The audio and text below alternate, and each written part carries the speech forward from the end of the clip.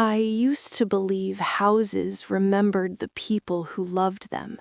The walls creaked differently at night. The floors sighed under familiar steps. This one did. This house remembered my mother's laugh echoing down the hallway, my father's boots by the door before he learned to disappear into debt and excuses. It remembered me sleeping on the living room floor at 19, clutching a legal pad with numbers I didn't yet understand, trying to figure out how to keep us afloat after Mom died. I paid this house off inch by inch, extra shifts, missed holidays, a spine that learned how to bend without breaking. When the deed finally came in my name, I framed it like a diploma. This place wasn't just property, it was proof.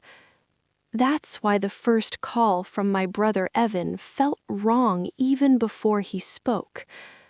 "We need to talk," he said, voice tight, like he was reading from a script someone else wrote. They all needed to talk, apparently. Dad, Evan, my Aunt Marlene, even my cousin Luke, who only called when he wanted something or someone to blame. They gathered in my living room on a Sunday afternoon, their eyes sliding over the walls, the windows, the polished wood floors, inventory disguised as family concern. Dad cleared his throat. "There's a situation." A situation. That was how he described $150,000 in debt from a business he swore was one deal away from turning around. Creditors, deadlines, threats. He said my name like it was the solution baked into the problem. "You could sell," Evan said gently, too gently. "We'll pay you back." I laughed. It came out sharp. With what money? Silence. Marlene stared at the floor. Luke checked his phone. "It's family," Dad said, finally meeting my eyes. "This house came from us." "No," I said. "It came from me."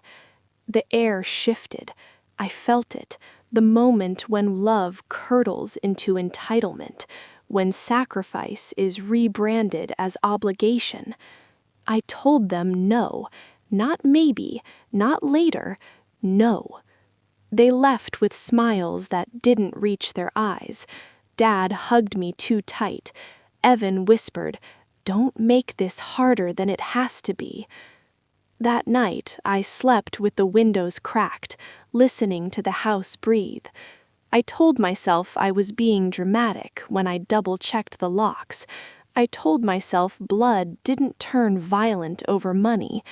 I told myself a lot of lies.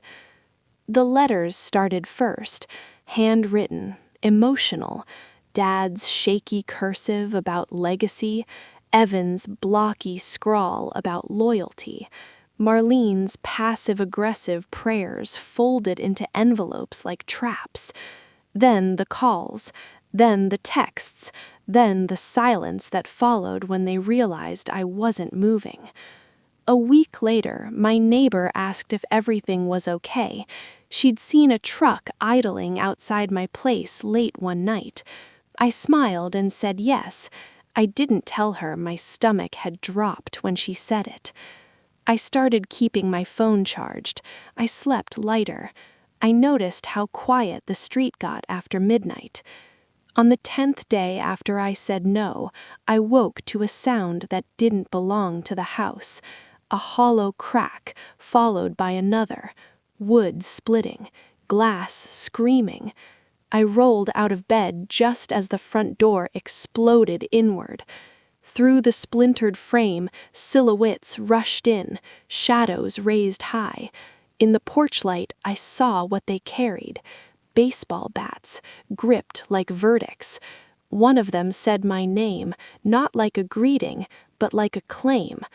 And in that instant, as my childhood home shook under the weight of their footsteps, I realized something worse than fear.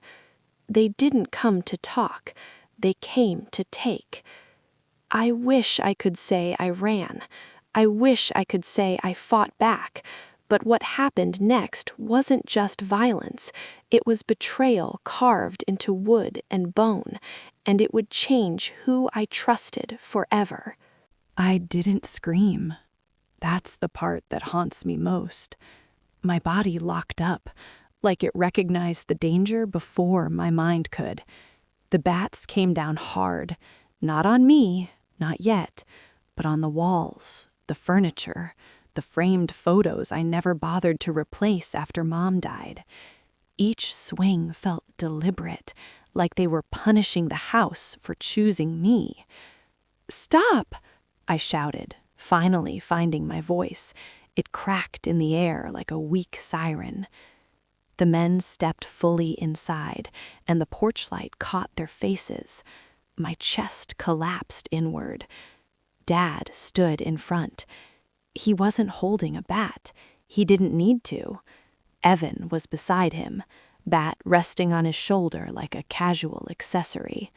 Luke and two other men I didn't recognize filled the doorway behind them, faces tight with adrenaline and something uglier, permission. "This didn't have to happen," Dad said. My ears rang. "You broke into my house." Evan shrugged. "You weren't listening." The first bat struck the banister. Wood splintered. I flinched. "You think you can just sit on all this?" Evan continued, gesturing around him, "while Dad gets buried?" "Buried by his own choices," I shot back. "I didn't sign those loans." Dad's face hardened. "You signed up to be family." That word again. Family. They wielded it like a weapon, blunt and unforgiving. Luke laughed nervously and took a swing at the bookcase. My books scattered across the floor, spines broken, pages loose. I dropped to my knees instinctively, trying to gather them like I could undo what was happening if I moved fast enough. "Don't," Dad said. "Let it go." I looked at him. Really looked. His eyes weren't wild. They were calm, resolved. That terrified me more than the bats.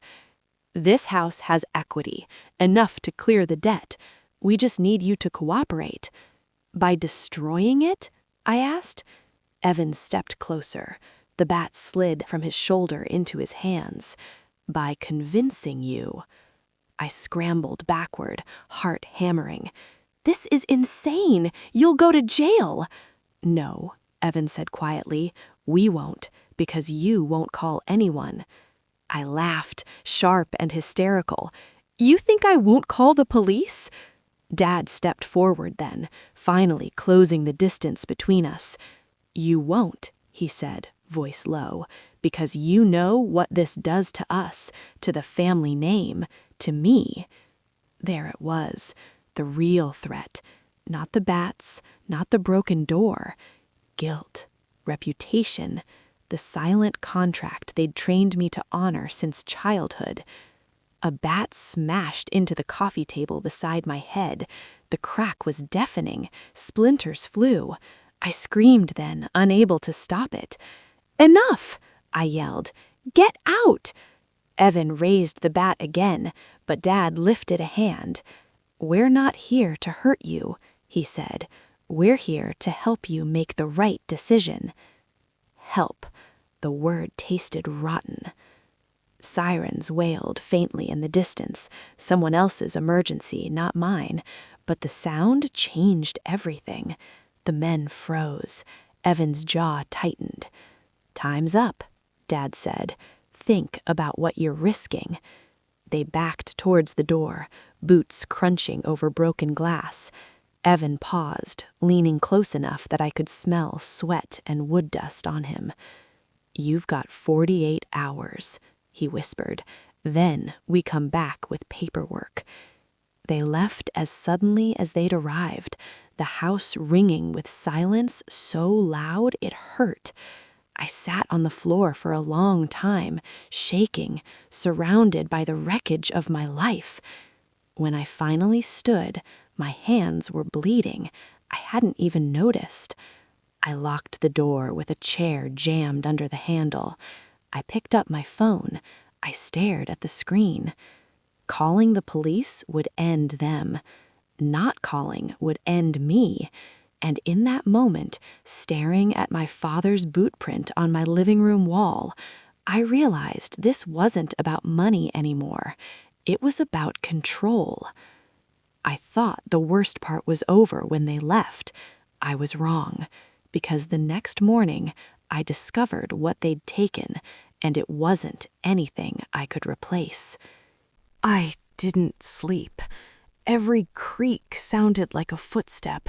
Every passing car felt like a warning. When dawn finally leaked through the shattered window, it revealed the damage in cruel detail: splintered furniture, cracked frames, dents in the walls shaped like anger. My house looked violated. So did I. I started cleaning because standing still felt dangerous. I taped cardboard over the broken glass. I swept wood shards into piles. I kept finding small things ruined. Mom's old lamp, the corner of the piano bench chewed apart. A picture of us at the county fair snapped clean through my face. But it wasn't until I reached the hallway closet that my hands went cold. The metal lockbox was gone. I stared at the empty shelf, my brain refusing to accept it. I checked again, then again, frantic now, pushing aside coats, digging through boxes like it might have slipped behind something. It hadn't. Inside that lockbox were documents I never thought anyone would touch.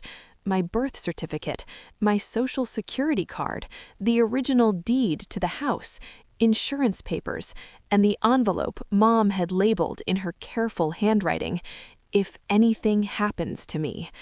I sank onto the floor. They hadn't just come to scare me. They came prepared. My phone buzzed. Evan's name lit up the screen like a bruise. I didn't answer. A text followed seconds later. "We're holding on to some important papers for safekeeping. Call Dad when you're ready to be reasonable." Safekeeping. I laughed, a dry sound that scraped my throat raw.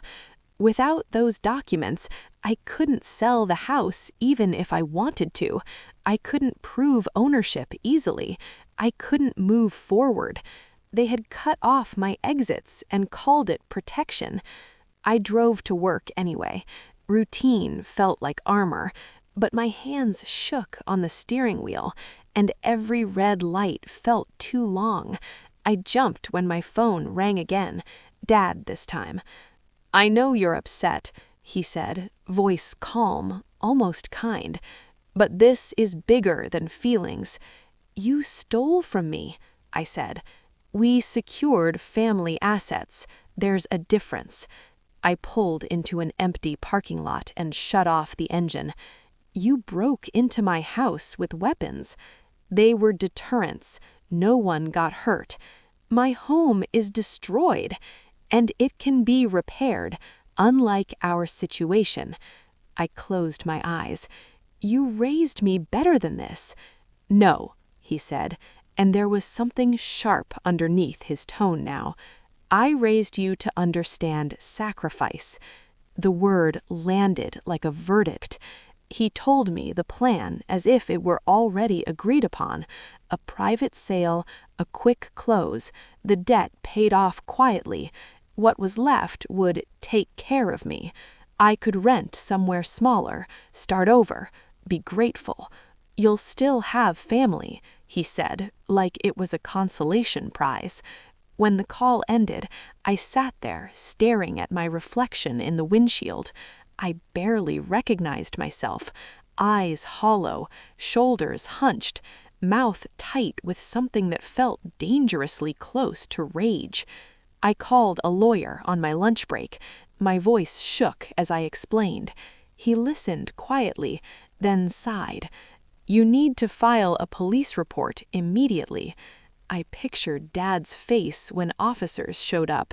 Evan in handcuffs, the family name dragged through local headlines, holidays canceled, lines drawn permanently.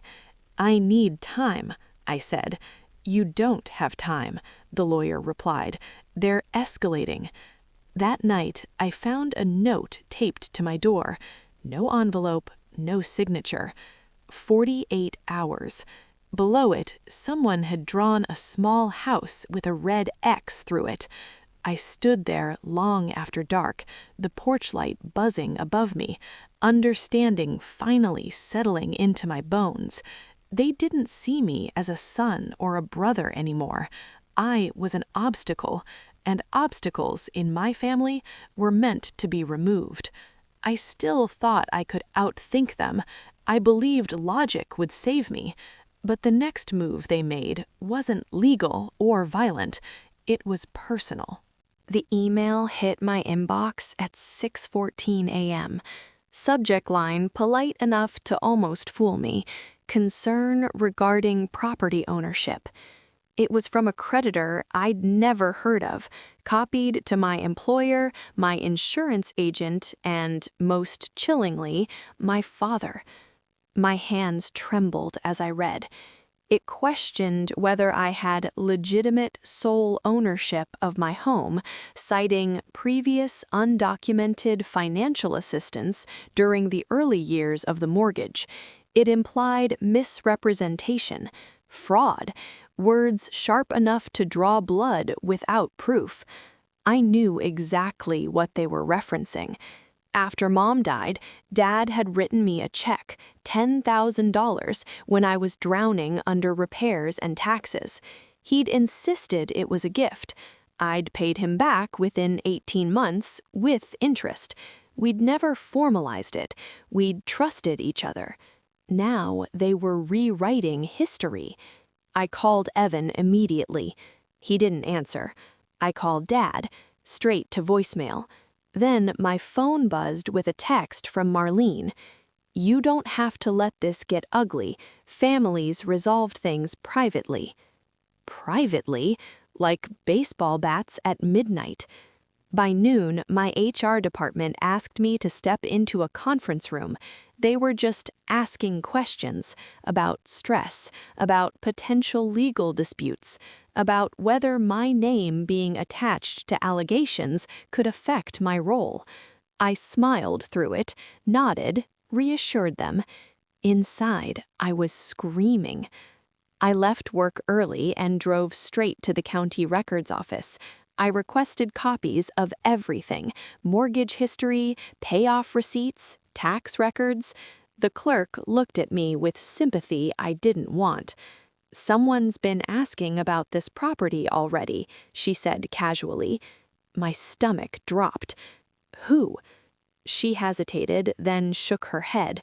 I'm sorry, I can't disclose that. Of course she couldn't. They were already circling. That evening, Dad finally called. You didn't need to involve outsiders, he said. You involved my job, I shot back. You involved my livelihood. You forced our hand. We're just protecting ourselves. By destroying me? There was a pause. You'll recover, he said. You're resilient. You always have been. I realized then how he justified it.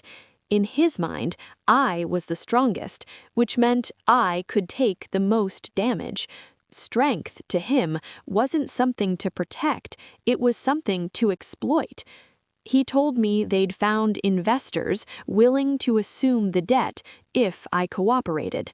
He told me the pressure would ease once I stopped resisting. He told me this was my last chance to keep things civil. After the call, I opened the envelope Mom had labeled all those years ago, one I'd memorized but never truly read. Inside was a letter and a photocopy of a handwritten note from Dad just after I graduated high school. If anything happens to me, the house goes to him. He's the only one who won't waste it." Her handwriting shook toward the end. I sat on the floor and cried for the first time since the break-in. Not loud, not messy, just tears falling onto paper, blurring ink that had already faded with time. They were erasing her wishes, erasing the version of Dad she believed in, erasing the truth because it was inconvenient. That night, my phone buzzed with a new message from an unknown number. "You should check your credit report." I did. 3 new inquiries, 1 attempted loan, 1 credit card application, all flagged but undeniable. They weren't just threatening anymore, they were impersonating me. I finally understood that silence was no longer an option, but when I decided to fight back, I had no idea how far my family was willing to go to stop me. The police station smelled like burnt coffee and old paper. I sat on a plastic chair with my hands folded so tightly my knuckles ached. For years, I'd been the family shield, the one who smoothed things over, paid quietly, absorbed blame. Walking through those doors felt like breaking a lifelong oath. The officer listened without interrupting. I told him everything. The break-in, the bats, the stolen documents, the credit fraud. I showed him photos, text messages, the note on my door. When I finished, my throat burned.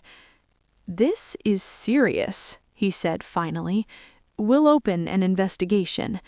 I nodded, bracing myself for relief. It didn't come. What came instead was grief, raw and heavy. Filing that report didn't just protect me, it officially turned my family into suspects. By evening, Dad knew. He called, voice shaking with rage this time. "You went to the police? You left me no choice. You've destroyed us," he snapped. "Do you know what this will do?" "Yes," I said quietly. "I do." Evan took over the phone. "You think you're winning?" he said. "You just declared war." They didn't wait for warrants. That night, my power went out, then my water, then my internet. I stood in the dark kitchen, phone flashlight trembling, realizing how many utilities were still in Dad's name from years ago, oversights I'd never bothered to correct. By morning, my car wouldn't start. I took a rideshare to work, only to find my access badge deactivated. HR met me at the door, apologetic but firm. "We need to place you on temporary leave," they said, "until the legal issues are clarified." Temporary, another word that lied. I called my lawyer again. He was already 3 steps ahead. Emergency motions, identity theft alerts, credit freezes. He told me to stay somewhere else for a few days. "Your family is escalating fast and unpredictably." I packed a bag and left my house, the one thing I'd fought to keep, because staying felt like tempting fate. As I locked the door, my chest tightened. It felt like abandoning a wounded friend. I stayed with a coworker who asked no questions. On the 3rd night, my phone lit up with dozens of missed calls from relatives I hadn't heard from in years. Messages flooded in. "How could you do this to your father? We raised you better. You're tearing the family apart." They activated the network, the narrative. In their version, I was the villain, selfish, ungrateful, unstable. The bats were omitted, the theft erased, the threats reframed as concern. One message stopped me cold. It was from Evan. "You always needed to be the hero. Let's see how you do when there's nothing left to save." The next morning, my lawyer called early. He said there's a lien attempted on your property. It's fraudulent, but they're moving fast. I drove back to the house despite his advice. I needed eyes on it, needed to know it was still standing. It was, but barely. Someone had spray-painted words across the garage door in red. "Sell it." Neighbors watched from behind curtains. No one came out. I stood there shaking, realizing how exposed I was, how alone. Then my phone buzzed with a notification that changed everything. The police had found fingerprints on one of the bats left behind, and one of them didn't belong to anyone I expected. I thought I knew who the real enemy was. I was wrong. The truth that surfaced next rewrote everything I believed about loyalty. The detective asked me to come in that afternoon. His voice was careful, the kind people use when they're holding something sharp. "We identified a fingerprint from the bat," he said once I was seated.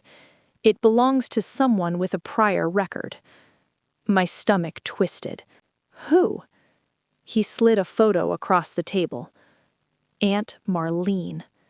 I stared at it, waiting for my brain to reject the image. It didn't. Instead, memories rearranged themselves. Her insistence on family meetings, her constant talk about legacy, the way she always knew more than she should have. She'd never held a bat in front of me. She'd never raised her voice. She didn't have to. "She has a history of financial fraud," the detective continued. "Nothing violent, but significant." Everything clicked. The emails, the creditor pressure, the impersonation attempts, the way Dad and Evan moved like they were following a plan they didn't fully understand. Marlene wasn't reacting to a crisis. She'd engineered one. When confronted, Dad folded fast. The detective said he looked smaller than he ever had, confused, ashamed, furious in turns. Marlene had convinced him the debt could be erased if they leveraged my property quickly. She promised control, discretion, a way out without public fallout. "She told me you'd forgive me later," Dad said in his statement. "She said you were strong enough." Strong enough. Always that word. Evan resisted longer. He insisted the break-in was just intimidation, that no one intended real harm. But his phone told a different story. Messages from Marlene coordinating timing, advising which documents to take, urging escalation when I didn't bend. She'd used them, their fear, their pride, their entitlement, and they'd let her. Marlene was arrested 2 days later. Fraud charges, conspiracy, identity theft. The bats turned a bad plan into a criminal one she couldn't wriggle out of. Dad and Evan weren't arrested that day, but restraining orders were issued. They weren't allowed near me or the house. The silence that followed was sudden and absolute. In the quiet, the truth settled. Even manipulated, they'd still chosen to cross lines. Marlene might have lit the fuse, but they'd held the match. The legal process dragged on. My job reinstated me quietly. Utilities were transferred back. The lien attempt collapsed under scrutiny. Piece by piece, my life stabilized, but something in me stayed broken. Dad wrote letters from the house he was now losing anyway. Apologies, explanations, requests to talk. Evans sent one message, short, bitter, unfinished. "I never thought you'd actually fight back." I didn't reply. One evening, months later, I sat alone in my living room, repairs finished, walls repainted. The house breathed again, but differently now, wary, changed. I thought about Mom's letter, about the faith she'd placed in me, about the cost of carrying that faith alone. Family, I learned, isn't defined by blood or history or shared walls. It's defined by who refuses to harm you when it would be easier to do so. I kept the house. I lost the family I thought I had. And somehow that felt like a fair trade. I believed the story ended there, justice served, lines drawn, but one final decision would test whether I truly understood what survival meant. A year passed before Dad showed up at my door. Not late at night, not with threats or intermediaries. It was a quiet Saturday morning, the kind that smells like coffee and damp leaves. I was painting the back fence, trying to convince myself I enjoyed normal, uneventful days, when I heard the knock. 3 slow taps. I knew it was him before I opened the door. Maybe the house told me. Maybe grief has a recognizable rhythm. He looked older, smaller, the sharp edges sanded down by consequences he never imagined would belong to him. His hands shook slightly as he held his hat, twisting the brim like a nervous habit he'd never had before. "I won't come in," he said quickly. "I just needed to see you." I stepped onto the porch and closed the door behind me. The wood felt solid at my back, a quiet boundary. He nodded, eyes taking in the repairs, the fresh paint, the new lock. "You fixed it up." "I had to. It was damaged." He swallowed. So was I. For a moment, I almost laughed at the audacity. Then I saw the fear in his eyes, the kind that comes when you finally understand what you've lost and know you can't buy it back. "I'm not here to ask for anything. No money, no forgiveness. I just wanted you to hear this from me, not through lawyers or police reports." I crossed my arms, waiting. "I failed you," he said. "I let fear turn me into someone your mother wouldn't recognize, and I let Marlene steer me because it was easier than admitting I'd ruined everything." I watched his mouth move, heard the words, felt nothing shift inside me. Apologies arrived too late to rearrange the damage they'd already done. "I don't need you to fix it. I just needed you to know I see it now." "That's good. But seeing isn't the same as undoing." He nodded, tears spilling freely now. "I know." Silence stretched between us. A bird landed on the railing, chirped once, then flew away. Life, unapologetically moving forward. Dad sold his house, downsized. I'm working part-time. It's quieter. I didn't respond. "I don't expect to be part of your life," he added quickly. "I just hoped I wouldn't be a ghost." I looked at him then, really looked. The man who'd taught me how to ride a bike, the man who'd swung a moral bat long before the real ones ever entered my home. "You're not a ghost, but you're not family anymore either." The words landed heavy, final. He flinched, but nodded. "I understand." I opened the door and stepped inside. He stayed on the porch. Before I closed it, he said, "Your mother would be proud of you." I paused, my hand on the knob. "She already was," I said, and shut the door gently, firmly, completely. That night, I sat alone in the living room, lights low, listening to the house settle. It didn't feel lonely. It felt safe. I framed Mom's letter and hung it above the fireplace. I replaced the broken photo with a new one, not of people, but of the house itself, standing solid under a wide sky. I didn't win by keeping the house. I won by keeping myself. Some doors, once broken, can be repaired. Others are meant to stay closed, and this time I chose which was which.